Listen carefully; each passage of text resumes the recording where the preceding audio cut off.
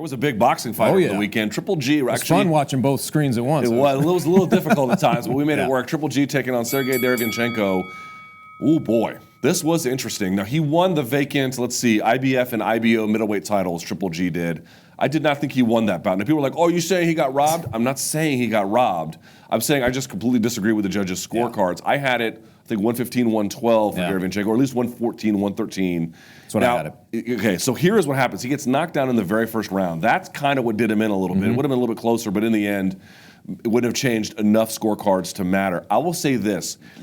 Max Kellerman has a famous test. Who would you rather be at the end of that round? Right. You look at the CompuBox numbers, they tell you the story of that fight, which was not merely that Derevyanchenko had more volume than him and that Triple G had better power punches, but like who was doing the work? Oh, yeah. Who was pulling the yoke? Who was the guy who said, I'm going to put on my big boy pants today, clock in for work, and I'm going to do more than you? And Derevyanchenko was all over him. Body shots, pushing him backwards, then cutting an angle and pushing him backwards again. This is beautiful. Tell me this, Chuck. Have you ever seen, even in the Canelo fights, round over round, with Triple G looking that deflated? No. And I tell you what, to me, what did it, honestly, was that cut. As soon as that cut came in, I wasn't sure if it was a headbutt or a punch or what happened. There was like some confusion there. Derevyanchenko. Yeah, Derevyanchenko. When that cut happened, I think it was between the second and third, right? The first two rounds, obviously, were for Triple G. But by that, it was almost like you saw his animal instinct kick in. And he's like, you know what? I better try to finish this thing just in case. I better go in there and try to finish this thing. And that mode, that kind of animal instinct took over. And it kind of lasted through the whole interior rounds of the fight, from 3 to 10. And I thought maybe you could give every one of those rounds to Derevyanchenko. So it's like he went in there with that kind of thing. And what really struck me was whatever pace he started there, and he started going to the body. It was kind of crazy to see Triple G kind of folding up a couple of times, taking those body shots. But man, once he started kind of chopping away at him, and he just put on a pace that I felt like Golovkin didn't keep up with. He just couldn't keep up with it. Every time he'd kind of come in there was an answer of 2 or 3 shots. And that kind of just went on. And I think it just slowly dawned on you, like, man, like all the things they were talking about during the broadcast were dawning on you in real time as well, which is just like, never seen him hurt like this. I've never seen him having to dig this far in terms of like knowing that he might be down on the scorecards or knowing that he may need a finish, which is I thought maybe where he was entering that space around the 11th, 12th round. I was like, he may need to finish this fight now, Triple G, to get this one. Crazy, man. Even Triple G after the fight said on the microphone, he's like, this is a bad day for me. Yeah. And this was a great day for Derevyanchenko.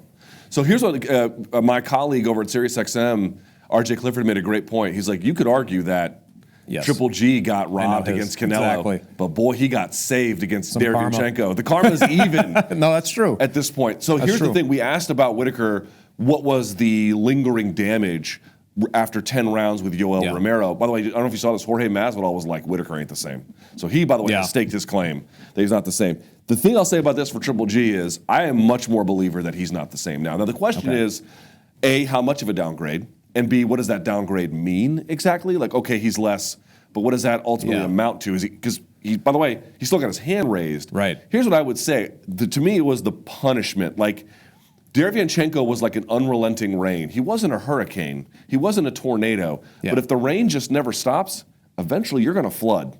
And that's to me what it looked like. It was each shot just kind of it's a cumulative thing. So it was this constant heat that was on him.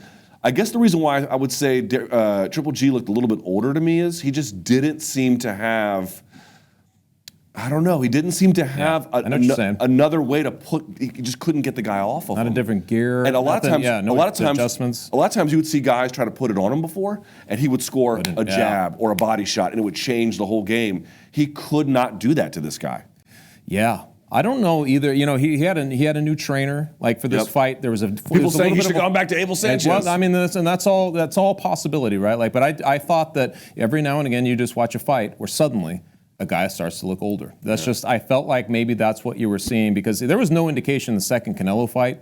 I didn't see any kind of diminishing, there was no diminishment that I saw. Like, did you see anything? And then he had the tune-up fight with Rolls. Yeah. He looked good. He looked like himself in that fight. So, the old corkscrew punch. Yeah. So this one particularly, especially in those first 2 rounds, I thought it was just more of the same.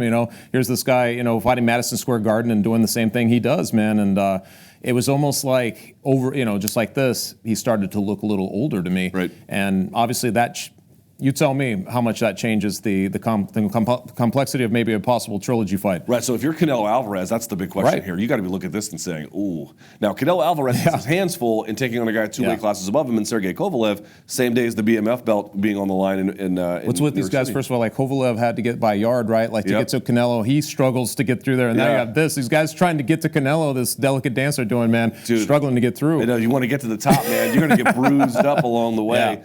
But if you're Canelo Alvarez, you know, you have to be completely delighted with this.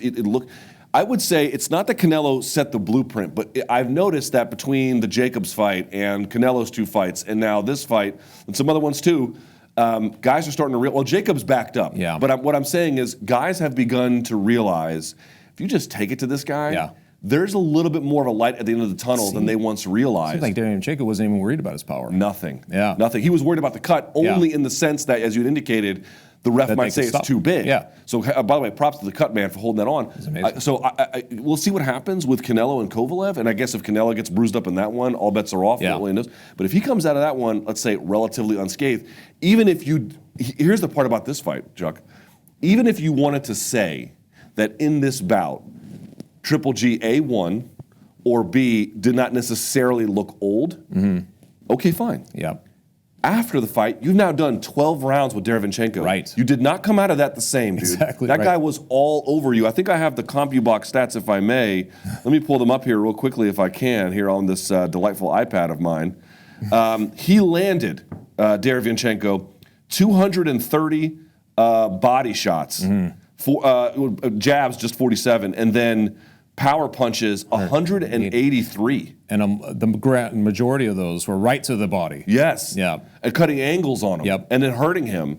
Didn't have him take a knee. Dude, that is a ton of abuse. It is. After 2 Canelo Alvarez fights, no less, as well. You can see why these guys in boxing, like the Martirosyan fight and the Rolls fight, why they take so many tune-ups.